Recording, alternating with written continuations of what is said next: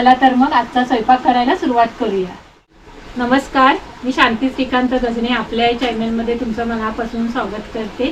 तर आज मी तुम्हाला ना आमच्या घरातील साधं सोपं जेवण बनवून दाखवणार आहे। पण ते साधं सोपं असलं ना पण तितकं ते चविष्ट काय हवे। हो, अगदी रुचकर। हा, सोमवार मंगळवार असे म्हणजे काय जेवण आम्ही बनवतो ना ते जेवण मी आज तुम्हाला करून दाखवणार आहे। तुम्ही आमचे माशाचे वेगवेगळे पदार्थ बघितलंच असाल, जेवण बघतातच आहात ते देखील। पण व्हेज मध्ये आम्ही काय काय घरात नेहमी बनवतो ना ते तसंच जेवण बनवून दाखवणार आहे। हा, ते तुम्हाला आता दाखवणार आहोत। आज आपण ना अख्ख्या मसूरची आमटी करणार आहे। इतकी मस्त झणझणीत होते ना, चव पण तितकीच भारी। एक आमटी असेल ना तर आमटी बरोबरच तुम्ही जेवाल काय हवे। होय, दुसऱ्या भाजीची पण गरज नाही। पण आज आई तुम्हाला भाजी देखील त्यासोबत कुठची चांगली लागते हे देखील बनवून दाखवणार आहे। इथे मी हे भिजवलेले मसूर घेतलेत आहे, धुवून घेतलेत आहेत आणि त्याच्यात हे असं पाणी ओतायचं आहे। हे बघा, असं पाणी ओतायचं आहे म्हणजे का शिजायला हवेत आहेत मसूर। म्हणजे मसूरची चव आहे ना सगळी त्या पाण्यात उतरायला पाहिजे। आपल्याला हे मसूर आहेत ना कुकरला नाही शिजवायचे आहेत, असे टोपात शिजवायचे आहेत।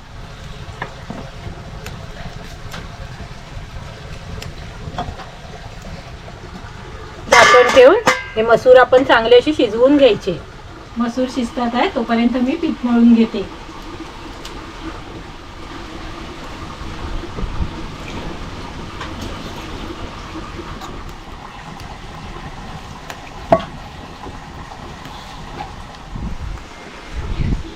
कडनं आला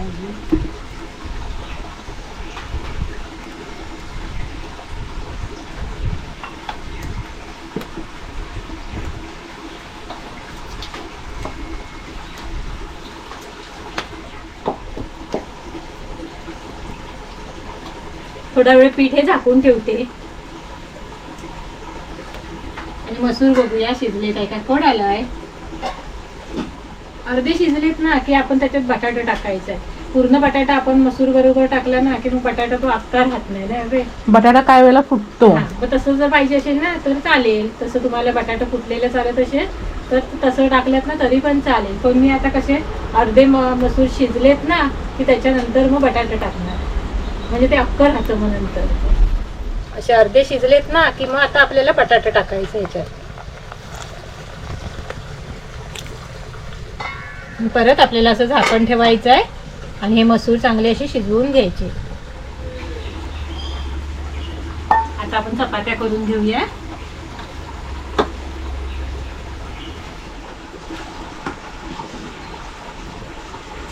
मसूर शिजलेत आहेत,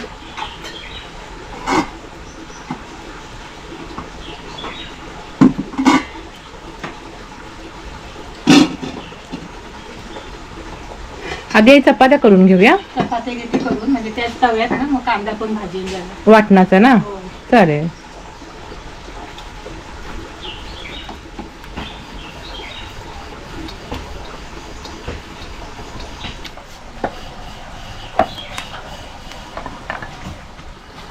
आम्ही घरात चपात्या ना कढीच्या नाही बनवत, साध्याच बनवतो।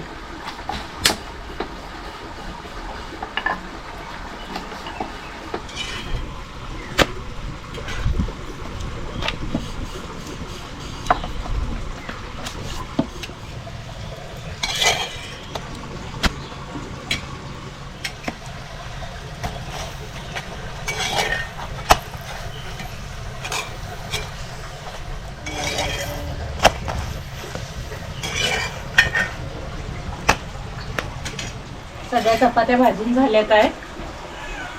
आता कांदा भाजून घेऊया। त्याच तव्यात तापलेल्या तव्यात कांदा भाजायचा। हे बघा, कांदा आणि लसूण, थोडंसं तेल टाकायचं आहे म्हणजे कांदा लवकर भाजतो चांगला। आता आपल्याला ह्या आमटीसाठी आहे ना भाजलेला कांदा आणि भाजलेलं सुकं खोबरं घ्यायचं आहे।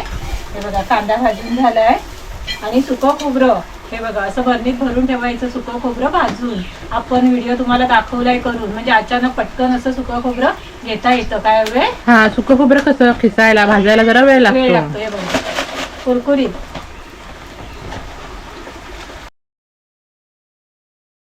5 ते 6 महिन्यांसाठी सुकं खोबरं कसं स्टोअर करायचं ना हे देखील आईने तुम्हाला दाखवलेलं आहे. होय, तो व्हिडिओ पण बघा तुम्ही. आणि असं भाजून ठेवा सुकं खोबरं आणून, पटकन होतं मग वाटण तयार. हे बघा, कांदा असा भाजायचा आपल्याला, अगदी करपवायचं नाही काळा असा नाही. त्याच्यातच आपल्याला हे असं सुकं खोबरं, कोथिंबीर, आलं असं चांगलं मिक्स करून घ्यायचं बघा. मस्त हे बघा, रंग बघा सुंदर, करपट नाही किंवा काय नाही, काय हवे मस्त भाजलं गेलं. मग असं भाजायचं आपल्याला. हे बघा, हे सगळं असं ताटात काढून घ्यायचं. जेवढं आपण चांगलं बनवू ना मनापासून तेवढा पदार्थ पण चांगला नाही हवे. आणि रोजचे आपले घरगुती पदार्थ पण चविष्ट होतात ते. आता आपल्याला हे कांदा खोबरं आहे ना थंड करायचं आणि पाणी टाकून असं बारीक गंधासारखं वाटून घ्यायचं बघा. हे बघा, इथे वाटण तयार आहे. असं आपल्याला वाटण करून घ्यायचं आहे. असे मसूर आपल्याला शिजवून घ्यायचं. पाण्याचा रंग बघा असा यायला पाहिजे, म्हणजे मसूरची सगळी चव आहे ना ह्या पाण्यात उतरते. काय हवे अशा बारीक सारीक स्टेप्स असतात ज्यामुळे तुमचं रोजचं जेवण पण चविष्ट होतं. होय. हे बघा, बटाटा पण फुटलं नाही आहे. आता आपण फोडणी देऊया.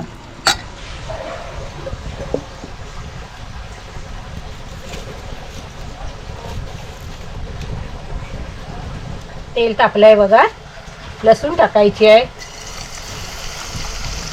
अशी थोडी लसूण लाल झाली की आता आपल्याला ह्याच्यात गरम मसाला टाकायचा आहे. हळद,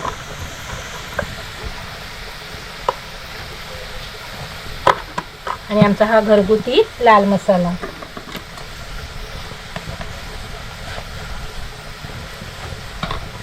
हे मसाले हे चांगले असे परतून घ्यायचे. आता आपल्याला ह्याच्यात हे टोमॅटो टाकायचं आहे. टोमॅटो टाकलं की आता आपल्याला ह्याच्यात हे वाटण टाकायचं. वाटण चांगलं असं परतून घ्यायचं बघा.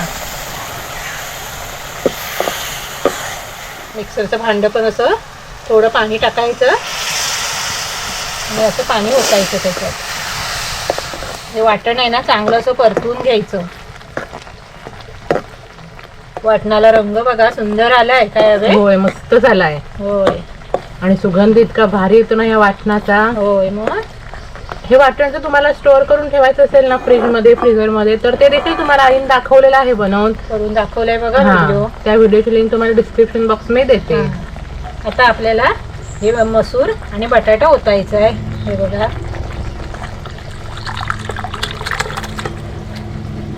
चांगली आमटी अशी ही मिक्स करून घ्यायची.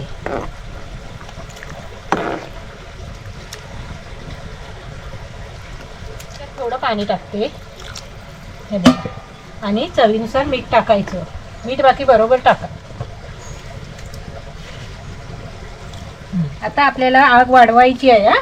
फोडणी देईपर्यंत आपण आग कमीच करायची. हे बघा, आग वाढवायची आणि चांगला असा कड काढून घ्यायचा. मस्त काय भारी दिसते बघा. आमटी बरोबरच जेवण, म्हणजे भाजीची गरज नाही. काय होय, गरज नाही. गरमागरम भाता बरोबर, भाकरी बरोबर ना मस्त लागते आमटी. असं मस्त असा कड आलाय बघा. आता आपल्याला आग कमी करायची आहे आणि पोकळ असं झाकण ठेवायचं आणि 5 मिनिटं फक्त शिजवून द्यायचं. मस्त अशी मसूरची चव सगळी रश्श्यात उतरायला पाहिजे.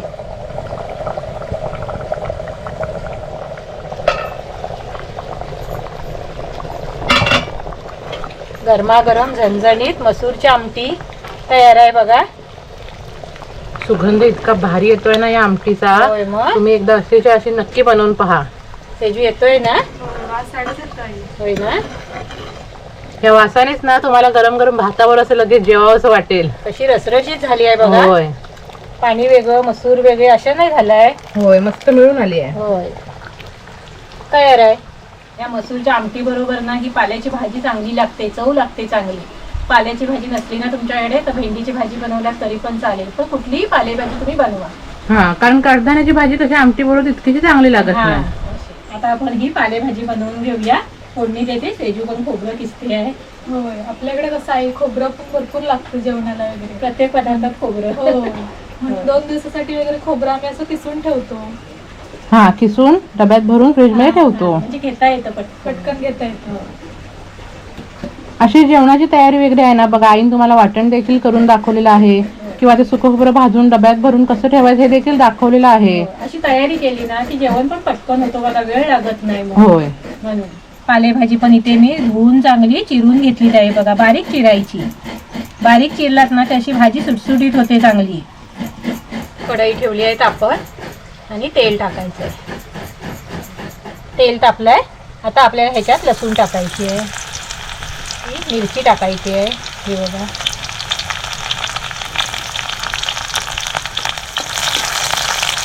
कांदा टाकायचा आहे.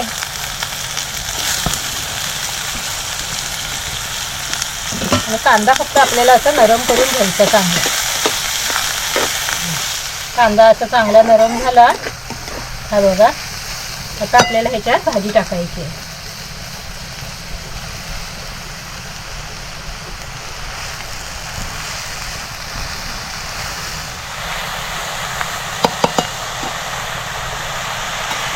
अशी उलट सुलट करायची भाजी, लगेच करायची म्हणजे कसं माहिती आहे भाजी आळते लवकर. मग आधी मीठ नाही आपल्याला टाकायचं आहे, आधी आळते ती बघायची म्हणजे नंतर मीठ टाकायचं. नाहीतर कसं सुरुवातीला असं टाकलं की अंदाज समजत नाही, आपल्याला वाटते ती भाजी भरपूर आहे म्हणून. होय. असं भाजी बघा चांगली आळली आहे ही बघा. आता आपल्याला ह्याच्यात मीठ टाकायचं आहे.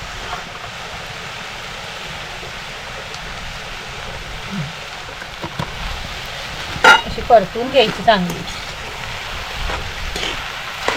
त्या पाल्याच्या भाजीवर ना झाकण अजिबात ठेवायचं नाही हा. झाकण ठेवलात ना तर आणखीन गरगरीत अशी होईल, मग सुटसुटीत अशी होणार नाही, मऊ होते भाजी. हा मऊ होते.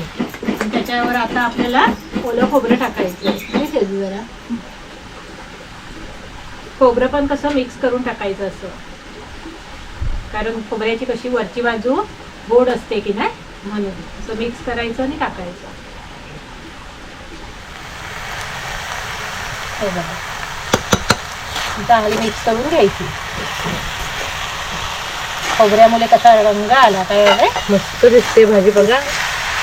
तो पण चांगली लागते. हा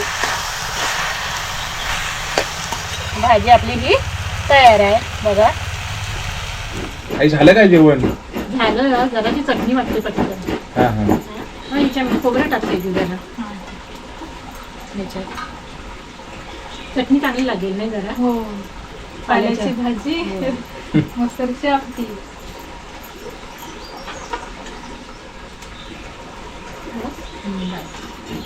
जराशी वाटते पाट्यावर पटकन जरा. पाट्यावरच्या चव पण भारी लागते. आपण आंब्याच्या सीझनला आंबा टाकतो बघा. आंबा नसला ना की जरासं लिंबू पिळायचं पाहिजे तर आपल्याला. हा वाटत अशी ना आपल्याला आंबट तिखट जरा पाहिजे चटणी, तर चटणीत ना थोडंसं लिंबू पिळायचं. आंब्याचं सीझन असतं तेव्हा कसं आपण करवंदाची बनवतो, आंब्याची बनवतो. थोडंसं लिंबू पिळायचं ह्याच्यात म्हणजे चव चांगली लागते आंबट गोळा.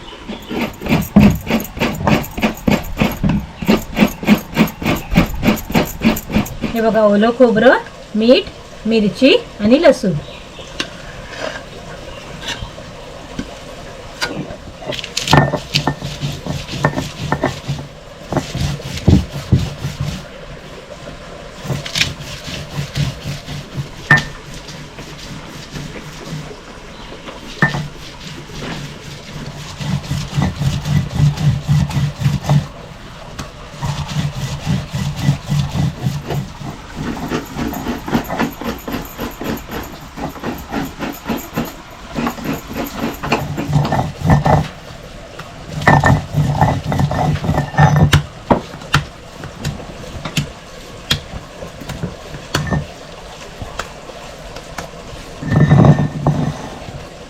मिक्सरला केलात ना तरी पण आपल्याला ह्या चटणीत आहे ना पाणी नाही टाकायचं अजिबात.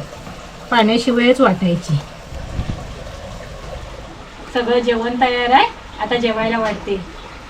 अभि हा चल सेजू ये.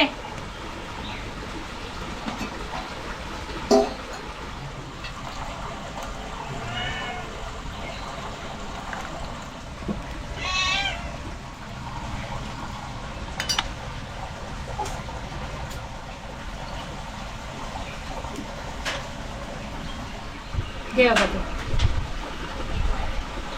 बस हे.